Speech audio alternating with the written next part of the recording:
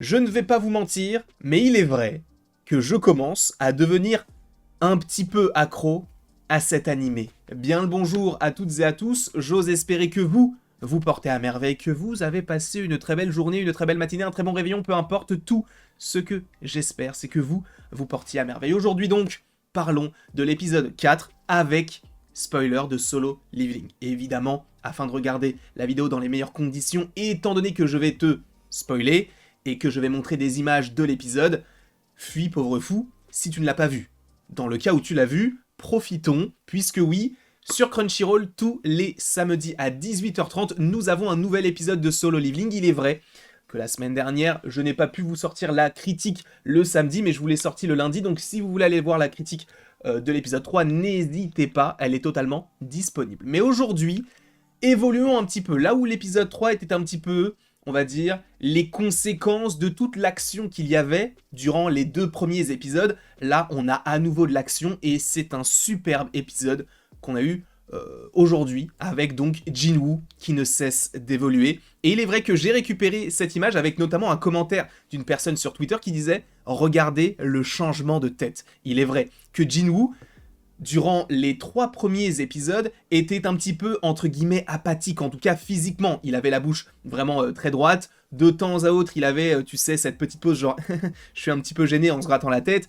Tu sentais qu'il était vraiment très gentil, et justement, le côté d'être chasseur n'allait pas nécessairement avec son intériorité. Et pour le coup, je trouve que là, on a un changement qui est drastique par rapport au personnage. On a une vraie volonté, lui-même le dit lorsqu'il est dans cette sorte de donjon où il va donc rencontrer des loups avec des gueules en acier, où il va rencontrer des gobelins mais qu'il avait déjà rencontré dans l'épisode précédent, où il va rencontrer donc ce serpent qu'on va évoquer un petit peu plus tard. Lui-même n'est pas obligé de continuer. Il le dit, je dois continuer si je veux évoluer parce que je ne sais pas quand est-ce que je pourrais retourner dans un donjon comme celui-ci, dans lequel je suis tout seul. En plus, je ne fais que, on va dire, engranger de l'expérience, donc profitons-en. Et c'est pourquoi notamment, eh bien, il va commencer à avoir des artefacts, notamment dans son inventaire. On va voir que son épée finit par évoluer par la suite. Et ça, c'est un pan de cet animé que j'aimerais vraiment évoquer avec vous.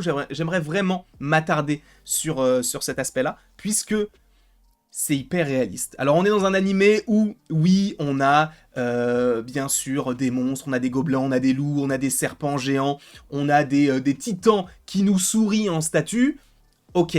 Mais en revanche, ce qui est très intéressant à mon sens, c'est le côté d'évolution. Parce qu'on peut très bien se dire, oui, on évolue, les artefacts qu'on a, bah, ils évoluent avec nous. Sauf que là, ce n'est pas le cas. On est vraiment dans un aspect vidéoludique, on est vraiment dans un jeu vidéo, c'est-à-dire que on va avoir une première épée, et plus on va affronter des personnages, et plus, justement, cette épée va s'effriter, se fragiliser, et on va devoir évoluer, entre guillemets, avec ce qu'on va nous proposer plus tard, avec une sorte de boutique.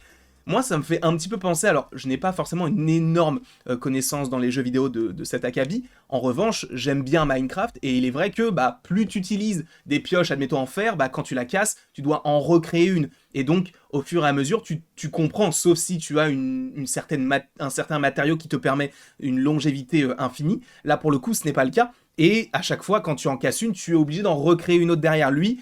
Son épée était totalement cassée, il n'a pas pu se dire « bon bah je vais utiliser quelque chose dans mon inventaire pour la réparer ». Non, elle est cassée, et il doit évoluer avec ceci, et c'est pourquoi avec cet aspect plus compliqué d'adaptation, il va donc affronter ce serpent. Alors, je ne connais pas le nom du serpent, je sais juste que c'est un serpent bleu qui est donc à écailles d'acier, et j'ai vraiment aimé parce qu'on est vraiment en fait dans un donjon, on affronte un ennemi, puis après, en fait, avec cet aspect de jeu, on va comprendre véritablement que tel ennemi est à mon niveau, tel ennemi est au-dessus, etc. Un petit peu comme on l'avait sur les derniers Assassin's Creed où on te disait « Attends, pour affronter tel personnage, il faut que tu sois niveau 15. Si tu n'es pas niveau 15, repasse, évolue, et après tu pourras revenir parce que sinon ça va être trop compliqué pour toi. » Là, c'est un petit peu la même chose, c'est-à-dire que lui, il ne pouvait pas rentrer directement en affrontant le serpent, il devait passer par différentes catégories d'ennemis, notamment les gobelins, les loups, et après justement le serpent, même s'il y avait d'autres créatures qu'on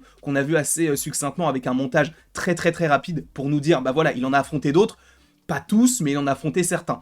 Donc pour le coup, moi j'ai vraiment bien aimé justement cette évolution et cet aspect de jeu vidéo, qui est assez frustrant, tu vois, quand tu joues, parce que moi, j'ai ce côté-là, et je pense ne pas être le seul, mais pour justement reparler un petit peu de Minecraft, le côté de je vais me créer une pioche en fer, et je vais me dire bah je vais en créer plein d'autres, comme ça j'aurai pas besoin d'en recréer une à chaque fois que j'en casse une. Là, tu vois, il y a ce côté de on en casse une, mais qu'est-ce qu'on fait avec celle qui est cassée? Et je trouve que c'est vraiment de l'adaptabilité, lui-même va évoluer même au-delà de son inventaire pour sa force, sa perception, lui-même voit sur la Terre où est-ce qu'il y a donc des monstres qu'il pourrait affronter. Je trouve que ça fonctionne véritablement totalement, en tout cas à mon sens. Peut-être que vous n'êtes pas du tout d'accord, peut-être que pour l'instant c'est un petit peu ronflant, je l'entends et je sais très bien, je le sais, qu'il y a des personnes qui vont me dire « Oh, il est pas prêt pour la suite ». Je sais que vous êtes en train de me dire chaque semaine, à chaque critique que je fais de Solo Leveling, il n'est pas prêt.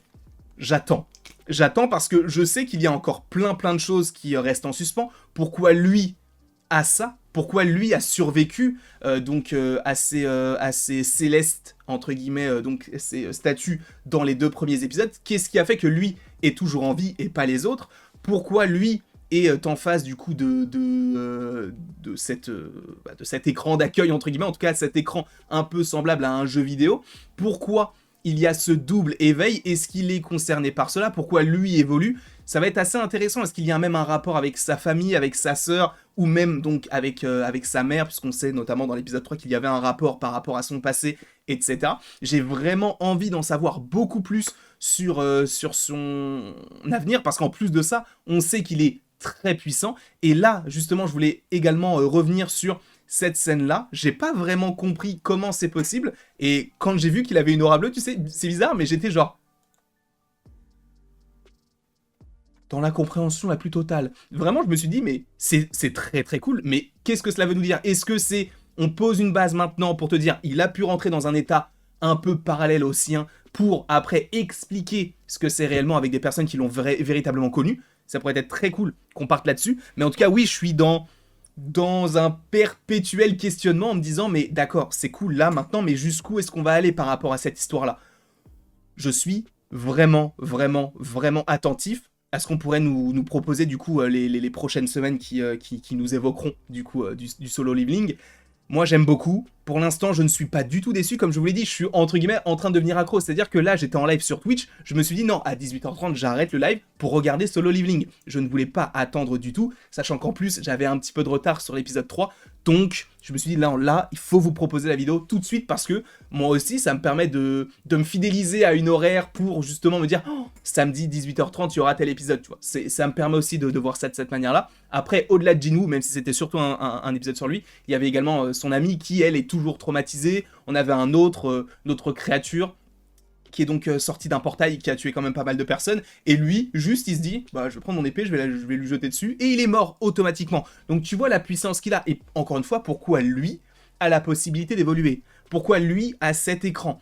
Beaucoup de questions pour l'instant, très peu de réponses, mais j'adore ce que je vois maintenant avec Solo Leveling. Quoi qu'il en soit, je vous remercie grandement d'avoir été présent devant cette vidéo. N'hésitez surtout pas à l'aimer, à la partager, à la commenter, à vous abonner, mais surtout, dites-moi dans les commentaires ce que vous en pensez pour l'instant, pour ceux qui ne l'ont pas découvert, et pour ceux qui connaissent déjà toute l'histoire, qu'est-ce que vous en pensez? Est-ce que vous trouvez que c'est bien représentatif par rapport à ce que vous connaissez déjà avant, par rapport à ce programme-là? Dites-moi tout cela dans les commentaires. Et après tout ceci, il ne me reste plus qu'à vous dire à la prochaine, pour la prochaine.